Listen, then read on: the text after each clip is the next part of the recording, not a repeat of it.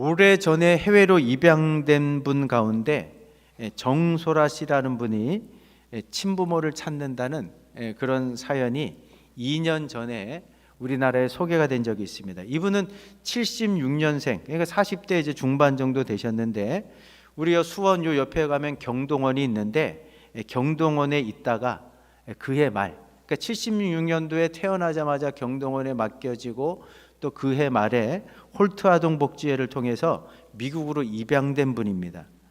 이분은 미국인 양아버지와 한국인 양어머니 사이에서 성장을 했고, 지금은 미국인과 결혼해가지고 두 자녀를 두고 있습니다. 근데 본인이 결혼해가지고 가정을 꾸려보고 자녀를 키워가다 보니까 친부모에 대한 사무치는 그리움이 커졌고, 그래서 이제는 친부모를 찾아봐야 되겠다는 생각 속에서 이 수소문을 해보니까 이 경동원이 보니까 80년대 큰 불이 나가지고 모든 자료들이 다 불타 없어진 것 같아.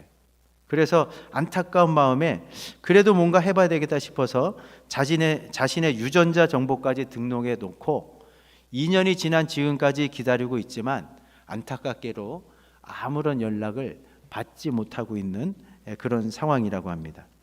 해외로 입양되신 분들 가운데는 이 정 씨의 사연처럼 양부모 밑에서 부족함 없이 성장했는데도 불구하고 친부모에 대한 사무치는 그리움, 친부모를 만나지 않고는 결코 채워지지 않는 타는 목마름 속에서 친부모를 찾아 나서는 분들이 굉장히 많습니다. 그런데 이런 타는 목마름이 하나님 떠나 사는 모든 인생들에게도 있다는 것 아십니까? 하나님의 형상대로 지음받은 인간이 창조주 하나님의 품 안에 있을 때는 아무런 문제가 없었습니다. 어떤 외로움이나 공허함이나 허전함, 이런 것들을 단 한 번도 느껴보지 못했습니다. 느낄 수가 없었습니다. 왜? 아버지 하나님으로부터 모든 것이 충족되었기 때문입니다. 그런데 인간이 하나님을 거역하고 자기 마음대로 살겠다고 하나님의 품을 뛰쳐나왔을 그때부터 우리 인간들에게 문제가 생겼습니다.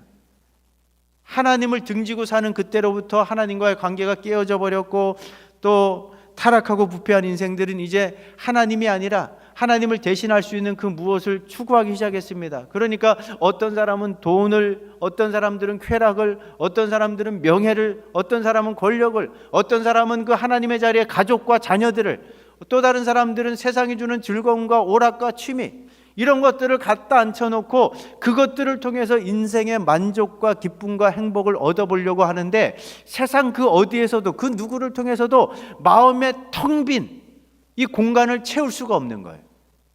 그러다 보니까 여러분, 우리 주변에 어떤 일들을 목격합니까?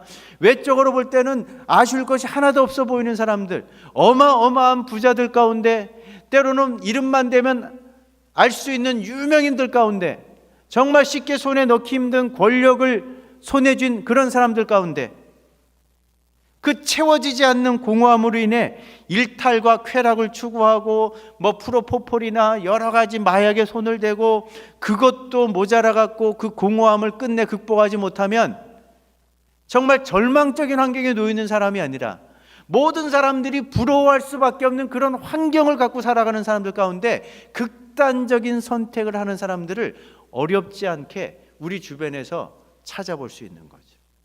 여러분들, 모든 사람들의 마음속에는 절대 공간, 세상에 그 무엇으로도 채워지지 않는 텅 빈 공간이 있다는 것 아십니까? 이 공간은요, 오직 하나님만이 채우실 수 있는 공간입니다. 전도서 기자가 뭐라고 이야기합니까? 모든 사람들에게 하나님께서 영원을 사모하는 마음을 주셨다. 영생을 주시는 하나님을 바라보고 하나님을 찾고자 하고 하나님의 품에 안기고자 하는 영적인 본능을 주셨다는 거죠. 타락하고 부패한 인생이라 할지라도. 그래서 이 텅 빈 공간을 뭔가로 채워보려고 하지만 채워지지 않는 것 때문에 외로움이 찾아오는 겁니다. 허무함이 찾아오는 겁니다. 허전함이 우리 마음속에 찾아오는 거죠. 근데 이 텅 빈 공간은 세상의 그 무엇으로도 해결을 보지 못합니다. 오직 하나님과의 깨어진 관계가 회복될 때만 이 공간이 채워질 수 있다는 거예요. 그런데 이 문제를 누가 해결해 주셨냐? 이 땅에 오신 예수님이 해결해 주셨습니다. 예수님께서 우리를 초대하시면서 말씀하고 계세요. 수고하고 무거운 짐진 자들아 다 내게로 오라. 너들이 일생을 살면서 그토록 갈망하고 추구하는 그 마음의 텅 빈 공간을 세상의 다른 것들로 채워보려고 했지만 채워지지 않았던 그 문제, 그렇게 갈망하며 얻고자 했던 인생의 참된 만족, 기쁨, 행복, 참된 쉼과 안식을 내가 너희들에게 주겠다. 주님 말씀하시는 거예요. 어떻게 이 문제를 해결하셨습니까? 오늘 베드로가 에베소서 말씀을 통해서 예수 그리스도의 복음을 통해서 이 하나님과의 깨어진 관계가 어떻게 해결되었는지를 에베소서 2장 12절 13절에서 이렇게 이야기하고 있습니다. 같이 한번 읽어보시겠습니다. 그때에 너희는 세상에서 소망이 없고 하나님도 없는 자이더니 이제는 전에 하나님과 멀리 동떨어져 살아가던 너희가 그리스도 예수 안에서 그리스도의 피로 어떻게 됐습니까? 가까워졌다는 거예요. 하나님과 원수 관계였습니다. 하나님을 등지고 살아가던 우리들, 그래서 하나님과의 관계가 완전히 깨어져 버리고 단절되었던 우리, 그런데 예수님께서 십자가를 통해서 하나님과 동떨어져 살아가던 우리들을 하나님과 가까운 관계로 회복시켜 주셨다는 거예요. 깨어진 관계를 복원하셨다는 겁니다. 이제는 가까워졌을 뿐만 아니라 하나님과 친밀하게 그 아담이 범죄하기 이전의 상태로 우리를 돌아갈 수 있도록 그 길을 열어주셨다는 거예요. 그래서 우리 지금 앞에 찬양하지 않았습니까? 이 예수님의 사랑, 이 예수님의 은혜가 물밀듯 우리 심령 가운데 밀려 들어오기 시작하면 그 차고 넘치는 은혜가 세상에 그 무엇으로도 채울 수 없었던 우리의 마음의 절대 공간, 그 텅 빈 공간을 하나가득 메우게 되는 거예요. 그 예수님의 사랑, 그 은혜가 우리 마음속에 차오르기 시작하면 더 이상 다른 것을 구할 필요가 없는 겁니다. 다른 것을 찾아 나설 필요가 없는 거예요. 세상 그 무엇으로도 채워지지 않았던 그 허전함, 그 허무함, 그 허탈감이 예수님의 사랑으로 하나님과의 관계 회복을 통해서 완벽하게 해소되고 해결되는 줄로 믿으시기 바랍니다. 그래서 이 예수님과의 만남을 통해서 이런 은혜를 누렸던 사람, 여러분들 성 어거스틴의 이 고백이 유명한 고백 아닙니까? 고백록에서 무엇을 이야기합니까? 하나님 당신의 품에 안기기까지는 그 어디에서도 참된 평화를 얻지 못했습니다. 우리 마음은 당신의 품 안에서만 참된 쉼과 안식을 얻을 수 있습니다. 이런 고백을 하고 있잖아요. 이를 파스칼이 똑같은 이야기를 하고 있습니다. 예수님을 만나고 회심한 이후에 팡세라는 그 책에서 이렇게 이야기합니다. 모든 사람들의 마음에는 하나님이 만드신 하나의 공간이 있는데 이곳은 세상의 그 무엇으로도 채울 수 없고 오직 예수 그리스도를 통해 하나님만이 채우실 수 있는 공간이다. 예수님을 만나고 나니까 알게 되는 거예요. 예수님을 믿고 나니까 내 마음속의 절대 공간, 무엇으로도 채워지지 않는 이 공간을 예수님을 통해서 채울 수 있다는 사실을 깨닫게 된 거죠.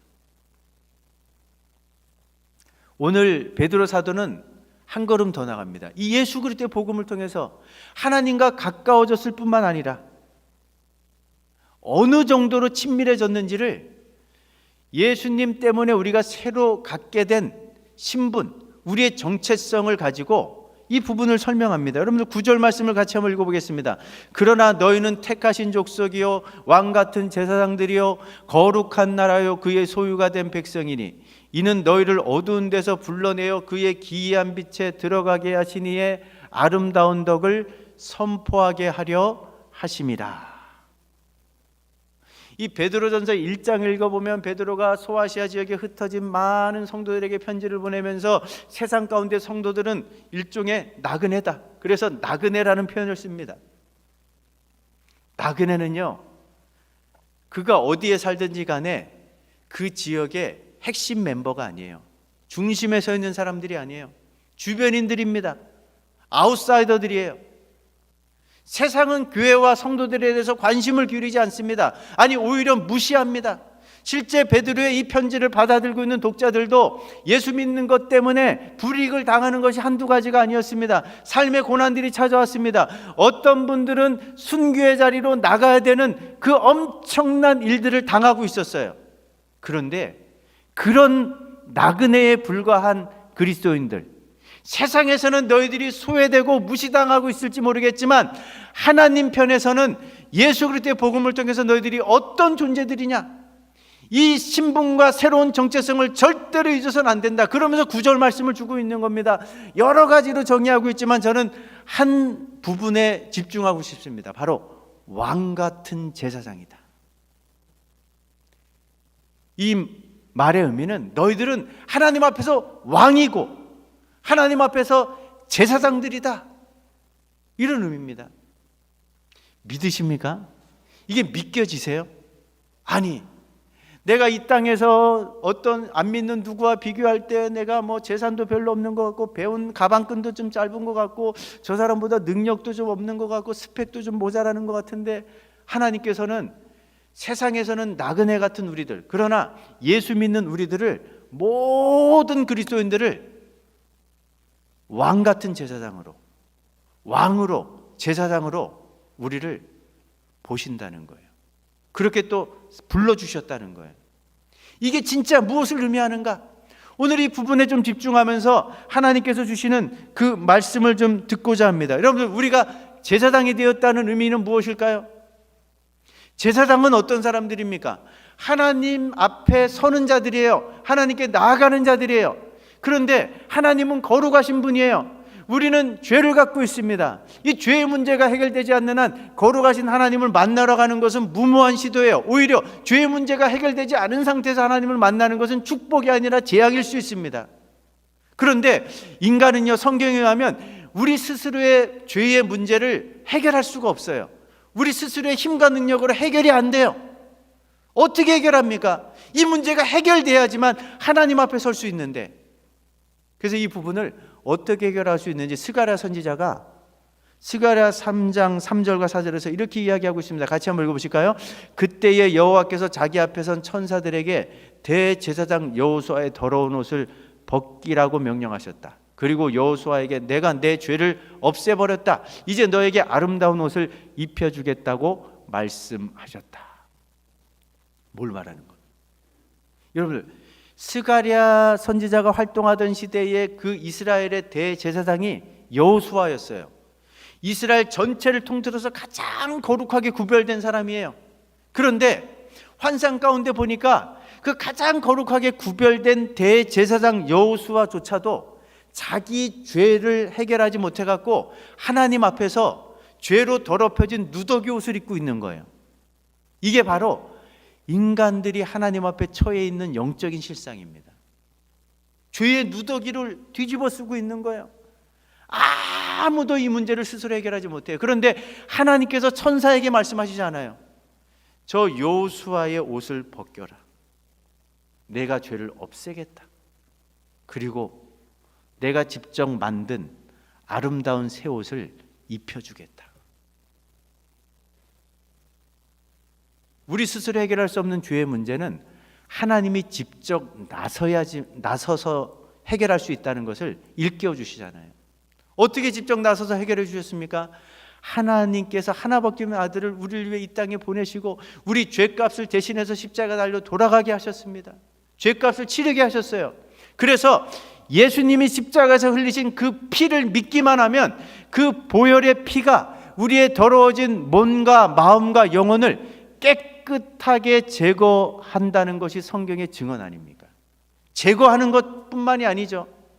예수님께서 성취하신 의로 지어진 그 흰 세마포 옷, 그 아름다운 옷, 그 새 옷을 우리에게 입혀주시는 것을 통해서 하나님 앞에 설 수 있는 제사장의 자리로 우리를 이끄시겠다는 것이 오늘 본문의 말씀이라는 거예요.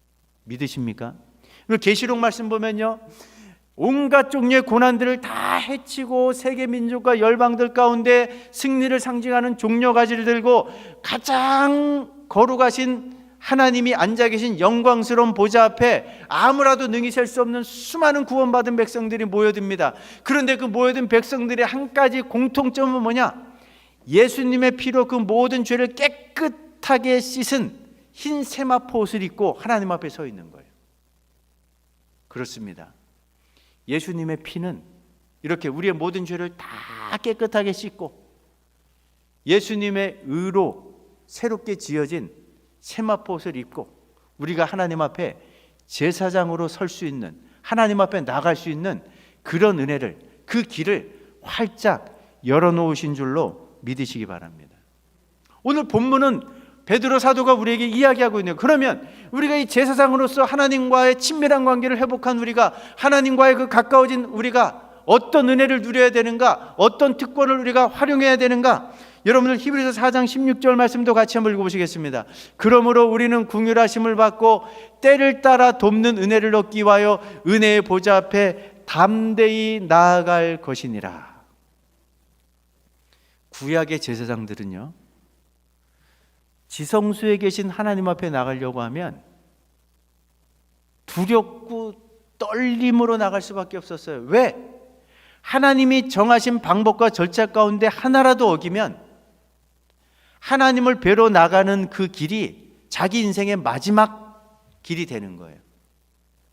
대제사장들요, 그래서 띠에다가 방울을 달고 지성소에 들어갔습니다. 잘못해서 죽으면 누구라도 지성소에 들어갈 수 없으니까 다른 사람들이 그 줄을 끄집어내야 돼요. 그렇게 두려운 일이에요.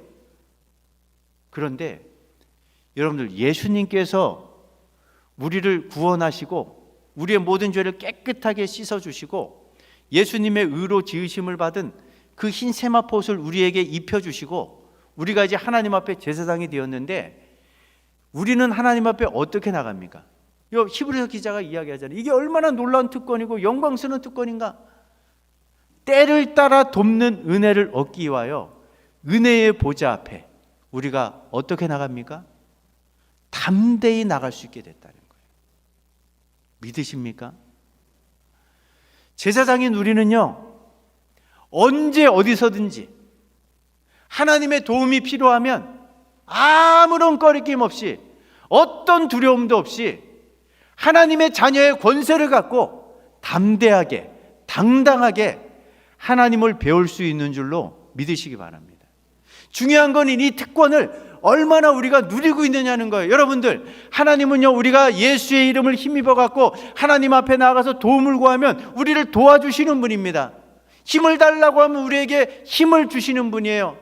능력을 달라고 하면 하나님의 능력을 우리에게 허락하시는 분입니다. 우리가 간절히 마음의 소원을 아뢰면 우리의 기도에 응답해 주시는 분이에요. 지은 죄 때문에 통회하는 심령을 갖고 하나님의 보좌를 찾으면 예수님의 보혈의 피로 우리의 더러워진 몸과 마음과 영혼을 깨끗하게 씻어주시는 분이십니다.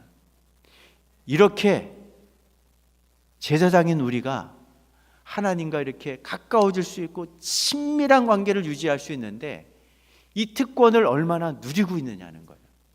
한번 이 시간, 여러분, 이것은 이론이 아닙니다. 우리가 이렇게 마음껏 하나님, 우리의 예배를 받으시는 하나님, 오늘 이 시간에도 찾아오셔서 우리를 만나주시는 거룩하신 하나님을 만나는데 우리가 어떤 어려움도 없잖아요. 어떤 두려움도 없잖아요. 어떤 막힘이나 거침도 없잖아요. 우리가 전심으로 하나님을 바라기만 하면 거룩하신 하나님이 이 시간 우리의 삶 가운데, 우리의 10년 가운데 임재하시잖아요. 우리를 만나주시잖아요. 우리가 그 하나님을 가까이 할 수 있지 않습니까? 그 하나님과 친밀하게 교제할 수 있지 않습니까? 우리의 마음의 소원을 아라면 응답해 주시잖아요. 능력이 부족해가지고 우리를 도와달라고 하면 능력을 덧입혀 주시잖아요. 내 삶의 어려움을 헤쳐나갈 수 있는 힘을 달라고 하시면 힘과 용기를 우리에게 주시잖아요. 이 은혜를 얼마나 누리고 있느냐는 거죠. 오늘 이 시간 예수 그리스도를 통해서 우리가 자녀의 권세를 갖고 담대히 언제 어디서든지 하나님 앞에 나갈 수 있게 됐다는 이 제사장의 특권이 얼마나 놀라운 것인지를 다시 한번 마음속에 깊이 되새기면서 이 영광스러운 특권을 날마다 활용하고 선용하는 가운데 하나님이 주시는 놀라운 은혜들을 만끽할 수 있는 우리 창운대교의 모든 성도들 될 수 있기를 주의 이름으로 축복합니다. 두 번째는요, 이 예수님 때문에 우리가 거룩한 제사장이 되었을 뿐만 아니라 왕이 되었다고 성경은 이야기합니다. 놀라지를 않는 거 보시니까 믿지를 못하시는 것 같은데 한번 옆에 분을 한번 보세요. 왕이에요, 우리가. 믿으십니까? 이건 사람의 말이 아니잖아요. 성경이 말씀하고 있는 거잖아요. 왕이라는 의미는 뭘까요? 여러분들 창세기 말씀 보면요, 우리 하나님께서 천지 만물을 창조하셨어요. 그러니까 우주 만물의 주인이시에요. 만왕의 왕이 바로 우리 아버지 하나님이십니다. 믿으십니까? 그런데 그 하나님께서 당신의 형상과 모양대로 사람을 만드신 다음에 사람에게 이 땅의 모든 것들을 믿고 맡겨주셨어요. 최초 인간 아담은 그런 면에서 이 세상의 왕입니다. 그런데 물론 자기 마음대로 이 세상을 다스려서는 안 돼요. 믿고 맡겨주신 아버지의 뜻대로 세상을 다스려야 되는데 그 통치권을 위임받은 아담이 교만해져 가지고 하나님을 제껴두고 자기 욕심대로 자기 뜻대로 마음대로 세상을 다스리려고 하다가 결국은 하나님으로부터 왕권, 통치권을 박탈당하고 에덴 동산에서 쫓겨나고 말았다는 것을 우리가 알고 있지 않습니까? 그런데 마지막 날 하나님께서 새로운 왕을 이 땅에 보내시겠다고 이사야 선지자를 통해서 약속하시면서 새로 이 땅에 오게 될 왕이 어떤 분인지 이사야 9장 6절에서 이렇게 이야기하고 있습니다. 같이 한번 읽어보시겠습니다. 왜냐하면 우리에게 한 아기가 태어날 것이기 때문이다. 하나님께서 우리에게 아들을 주실 것이다. 그의 어깨 위에 왕권이 주어질 것이다. 그의 이름은 기묘자, 모사, 전능하신 하나님, 영원히 살아계신 하나님, 평화의 왕이시다. 베들레헴의 말구유에서 태어나신 예수님, 나사렛이라고 하는 시골 동네에서 자라나신 예수님, 평범한 가정인 요셉과 마리아의 가정에서 태어나 성장하신 예수님, 이 예수님이 평화의 왕으로 이 땅에 오신 거예요. 하나님이 보내신 새로운 왕입니다. 근데 이 예수님을 향한 세상 사람들의 기대는 자신들의 방식대로 이 예수님이 왕이 되길 원했어요. 세상에 통용되는 방식의 왕, 세상 사람들이 기대하는 방식의 왕, 메시아는 어떤 사람입니까? 다른 사람들을 짓누르는 거예요. 다른 사람들을 밟고 그 힘의 논리를 가지고 가장 중심에 서는 거예요. 그래서 다른 사람들을 다스리고 지배하는 거예요. 유대 민족을 세계 최고의 민족으로 만들어내는 거예요. 이런 왕을 기대했는데, 이런 왕권을 기대했는데 예수님은 세상 사람들이 기대하는 방식과는 전혀 다른 방식으로 자신의 왕권을 행사하십니다. 여러분들 사복음서를 보면요, 하나님께서 예수님을 이 땅에 보내시면서 왕권을 허락해 주셨는데 예수님이 행사하신 왕권은 첫사람 아담과는 정반대되는 형식으로 행사하셨어요. 그래서 하나님이 부여하신 왕권을 어떤 식으로 행사해야 되는지에 대한 본을 보여주셨죠. 여러분들 예수님의 왕권은 세 가지 특징이 있습니다. 첫 번째는 자신에게는 항상 겸손의 모습으로 나타나셨어요. 빌립보서 2장 말씀 보세요.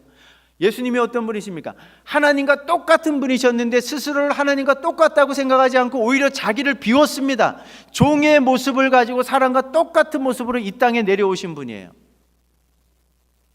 그러니까 예수님께서 우리를 향해 말씀하십니다. 나는 마음이 온유하고 겸손하니 내게 와서 배워라. 우쭐하면서 자기 자신을 드러내는 교만한 모습이 아니라 하나님이시면서도 가장 낮아지는 모습으로 온유하고 겸손한 모습으로의 왕권을 드러내기 시작하신 거죠. 그렇게 겸손한 모습을 가지고 하나님께는 어떤 자리로 나가십니까? 절대적으로 순종하세요. 여러분들 예수님이 스스로 모든 것을 하실 수 있는 분이었지만 성경이 증언하고 있는 것처럼 습관이 될 정도로 기도하시면서 예수님이 몸부림치신 게 뭐예요? 이 상황 속에서 아버지 하나님의 뜻은 무엇입니까? 하나님의 뜻을 끊임없이 구합니다. 하나님 바라기가 되는 거예요. 하나님의 뜻을 찾기 시작하는 거예요. 예수님이 평상시에 수시로 이야기하십니다. 내 양식은 나를 이 땅에 보내신 아버지의 일을 행하는 것이다.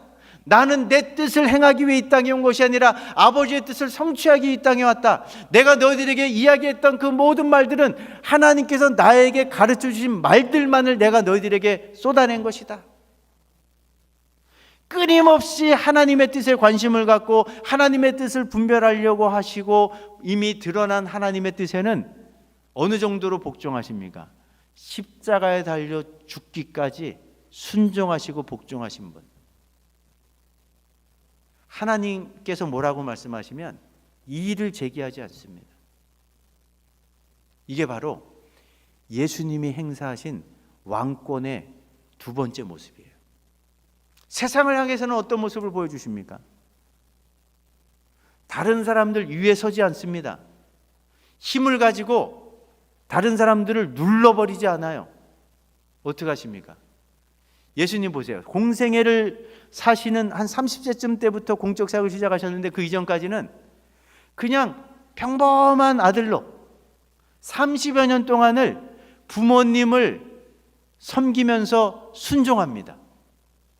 공적 사역을 행하시면서는 12제자를 중심으로 사역하셨는데 어떤 본을 보여주십니까? 제자들의 발을 씻겨주세요. 섬김의 자리로 나갑니다. 여러 세상으로부터 소외되고 버림받은 사람들의 친구가 되어주세요. 그들을 자비와 궁일의 마음으로 품어주세요. 그러다가 평소 예수님이 밝히셨던 것처럼 인자가 온 것은 성령을 받으려 함이 아니라 도리어 섬기려 하고 하나밖에 없는 목숨을 많은 사람들 위한 대속물로 내어주기 위함이라는 이런 평소의 소신대로 마지막 순간에는 하나밖에 없는 생명까지 아낌없이 내어주시는 그런 자리로 나가는 이 섬김의 본을 보여주시는 거예요. 여러분, 예수님의 왕권의 특징은 뭡니까? 교만이 아니라 겸손이에요. 불순종이 아니라 순종입니다. 지배하고 다스리는 것이 아니라 섬기는 거예요. 예수님은 하나님이 보내신 왕으로 이 땅에 오셔갖고 첫사람 아담은 철저하게 실패했는데 마지막 아담으로 이 땅에 오셔갖고 하나님이 부여하신 왕권은 어떻게 행사해야 되는지를 당신의 삶을 통해서 본으로 보여주셨습니다. 우리는 예수님을 통해서 왕의 신분을 회복을 했어요. 믿으십니까? 우리는 제사장일 뿐만 아니라 왕들이에요. 하나님 계시록 22장 보세요. 천국에서 영원한 나라에서 세세토록 주님과 함께 왕 노릇하리로다. 이 땅에서도 왕입니다. 근데 우리의 왕권은 어떤 식으로 행사해야 될까요? 우리 앞에 두 가지 길이 놓여 있습니다. 첫사람 아담처럼 교만한 모습으로 하나님께 불순종하며 내 마음대로 인생을 살고 다른 사람들을 섬기는 것이 아니라 다른 사람들에 군림하면서 지배하는 방식으로 왕권을 행사할 수도 있습니다.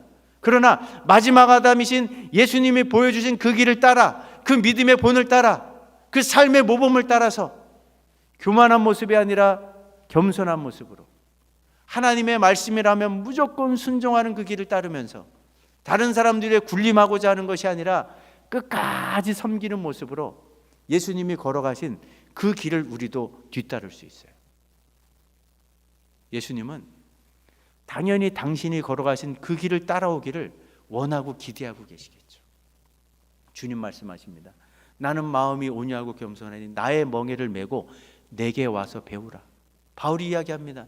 너희 안에 이 마음을 품으라. 곧 그리스도 예수의 마음이니. 복음을 통해서 하나님의 은혜가 우리 삶 가운데 물밀듯 밀려오기 시작하고 성령 하나님, 우리 마음속에 거하시는 성령 하나님이 우리를 도와주시게 되면 성령의 9가지 열매 중에 맺게 되는 것이 바로 온유의 열매, 겸손의 열매인 줄로 믿으시기 바랍니다. 여러분들, 사도 요한이 예수님의 제자로 부름받았을 때는 그 세베대 아들들이 얼마나 성격이 불같았냐면 보아너게 우레 천둥의 아들이라고 할 정도로 불같은 성격의 소유자들이었어요. 그런데 여러분들, 요한 1서 2서 3서를 읽어보면 아시겠지만 요한이 사랑의 대사도라고 일컬어질 만큼 그의 성품이 이렇게 그리스도를 통해서 성령의 은혜에서 빚어지고 새롭게 만들어져 갔잖아요. 그렇습니다. 우리가 왕권을 회복하긴 했는데 이 왕권은 우리 자신을 향해서는 온유 겸손하신 예수님의 모범을 따라 겸손한 삶의 자리로, 겸손의 인격을 가진 하나님의 사람들로 빚어져 가야 되는 줄로 믿으시기 바랍니다. 하나님께는요, 우리 예수님처럼 순종하는 삶을 살아야 돼요. 우리 모두에게는 우리의 계획이 있습니다. 우리의 생각이 있습니다. 우리의 주장이 있습니다. 우리의 고집이 있습니다. 그런데 하나님 앞에 중요한 것은 뭐냐? 내 계획이 아닙니다. 내 생각이 아닙니다. 내 주장이 아닙니다. 내 고집이 아닙니다. 하나님의 생각, 하나님의 계획, 하나님의 뜻이 중요한 줄로 믿으시기 바랍니다. 그러니까 우리는 삶의 다양한 환경들이 펼쳐질 때 바울이 교훈하고 있는 것처럼 너희는 이 세대를 본받지 말고 오직 마음을 새롭게 함으로 변화를 받아서 하나님의 기뻐하시고 온전하시고 순전하신 뜻이 무엇인지 끊임없이 분별해야 돼요. 습관이 되어버린 기도 생활을 통해서, 우리의 경건 생활, 말씀과 기도와 큐티 생활을 통해서 지금 내 삶 가운데 펼쳐진 이 문제에 대한 하나님의 뜻은 무엇인가? 이 험난한 시대 속에서 하나님이 나로 하여금 어떤 삶을 살길 원하시는가? 끊임없이 하나님의 뜻을 분별해야 되고요, 드러난 하나님의 뜻에는 어떤 희생과 대가를 지불해서라도 그 뜻에 순종하고 복종하는 자리로 나가는 방식으로 우리의 왕권이 표현돼야 되는 줄로 믿으시기 바랍니다. 이런 부분을 기대하시는 거예요. 세상을 향해서는요, 예수님 본으로 보여주셨잖아요. 주장하는 게 아니에요. 군림하는 게 아니에요. 다스리는 게 아니에요. 상대방의 것을 빼앗는 게 아니에요. 상대방을 짓밟아 버리는 게 아니에요. 이건 세상의 방식입니다. 여러분들, 예수님께서 예루살렘에 올라가실 때가 가까웠을 때 이제 제자들과 함께 있던 어느 날 세베대 아들들의 어머니가 찾아오지 않았습니까? 그리고 예수님께 청탁하잖아요. 예수님, 예루살렘에 올라가서 당신의 나라가 임하게 되면 내 아들들을 꼭 기억해 주셔서 하나는 우편에 하나는 좌편에 앉혀달라고 청탁을 하게 되니까 그 광경을 지켜보고 있던 제자들이 막 분노가 끓어오르잖아요. 아니, 그 세베대 아들들의 공로나 우리가 예수님 따라다니면서 쌓은 공로나 별 차이도 없는 것 같은데 왜 자기 아들만 저렇게 편애하면서 저렇게 공로를 인정해달라고 부탁하는가? 그러면서 막 누가 크냐 문제를 갖고 예수님을 앞에 두고 막 옥신각신 싸우고 막 얼굴이 울그락불그락해지는 거예요. 그런 제자들 향해서 예수님 뭐라고 말씀하십니까? 야, 왜 세상의 통치자들처럼 서로 높아지기 위해서 싸우느냐? 내가 너희들에게 여지껏 본으로 보여준 게 뭐냐? 높아지려고 하면 낮아져야 된다. 으뜸이 되려고 하면 누군가의 종이 돼서 그 사람을 섬길 줄 알아야 된다. 이게 바로 내가 이 땅에 가져오려고 하는 하나님 나라의 통치 방식이지 않느냐? 너희들은 하나님 나라의 주인공들이지 않느냐? 왜 세상의 방식을 끝도 없이 추구하려고 하느냐? 낮아져라, 섬겨라. 그럴 때만 낮아진 모습으로, 종의 모습으로, 희생하고 헌신하는 모습으로 섬기는 너희들을 보면서 세상 사람들이 감동할 것 아니냐. 교회를 향해, 하나님을 향해 꽁꽁 걸어잠근 마음의 빗장이 그때 풀리는 것 아니냐. 그래야지 생명과 구원의 역사가 나타나는 것 아니냐. 그렇습니다. 섬김에는 희생이 뒤따릅니다. 대가가 지불되어야 됩니다. 그런데 섬김의 방식이 아니고는 세상이 교회와 성도를 주목할 하등의 이유가 없습니다. 그런데 우리가 섬기기 시작하면 꽁꽁 걸어잠궜던 마음의 빗장을 열기 시작합니다. 감동하기 시작합니다. 그 가운데 변화가 일어나기 시작합니다. 그 한가운데로 생명과 구원의 역사가 펼쳐지는 줄로 믿으시기 바랍니다. 우리가 왕이긴 한데 우리가 드러내고 실천해야 되는 왕권은 바로 예수님이 가신 그 길이에요. 겸손과 순종과 섬김의 모습으로 우리의 왕권을 행사하며 정말 하나님께서 우리에게 붙여주시는 수많은 영혼들을 주께 돌아오게 할 수 있는 그런 은혜가 있기를 주의 이름으로 축복합니다. 말씀을 맺겠습니다. 세상 사람들은요, 제가 언젠가도 한번 말씀드렸지만 이 불지하는 풍선이 자기 본 모습인데 끝도 없이 막 불어 제껴가지고 터지기 직전까지 부풀리려고 하는 게 이 땅을 살아가는 인생들의 모습이에요. 근데 보세요, 내 원래 모습은 그게 아닌데 끝도 없이 최대치로 부풀려고 하다 보니까 얼마나 인생이 피곤하겠어요. 다른 사람들 눈치도 봐야 돼요. 끝도 없이 나를 과시해야 돼요. 그리고 힘을 주고 살아야 돼요. 그런데 터지기 직전까지 부풀려진 풍선은요, 인터넷에 누군가 나에 대해서 부정적인 댓글 하나만 딱 달아도 터져버릴 수 있는 그런 상태예요. 누군가 만나서 이야기를 하는데 내에서 부정적인 얘기, 좋지 않은 얘기 한마디만 들으면 일순간에 분노가 폭발해버리는 그런 상황입니다. 그러니까 쉼이 없는 거예요. 안식이 없는 거예요. 끝도 없이 날 하려고 하지만 그 부풀려진 풍선 그 안에는 아무것도 없는 거예요. 허무함밖에 없는 거예요. 이게 세상 사람들이 살아가는 삶의 방식입니다. 그런데 복음의 은혜로, 십자가의 사랑으로 구원받은 사람들은요, 세상 사람처럼 그렇게 과시할 필요가 없어요. 뭔가를 자꾸 보여줄 필요가 없어요. 이미 예수님 안에서, 복음 안에서 아무런 조건 없이 받아들여졌어요. 믿으십니까? 그 은혜를 그냥 누리시면 돼요. 주장할 필요가 없어요. 무슨 스펙을 쌓을 필요가 없어요. 뭐 나를 잘 보기 위해서 포장할 필요가 없어요. 그 복음의 은혜 안에 있는 그 흘러넘치는 그 사랑을 충분히 누리기만 하면 돼요. 하나님과 가까워지기만 하면 돼요. 하나님과 친밀한 관계를 유지하기만 돼요. 그 하나님께서 우리를 왕으로, 제사장으로 오늘도 부르고 계십니다. 그 특권을 주셨어요. 이 특권을 맛보고 누릴 수 있는 우리 창운대교의 모든 성도들 될 수 있기를 다시 한번 주의 이름으로 축복합니다.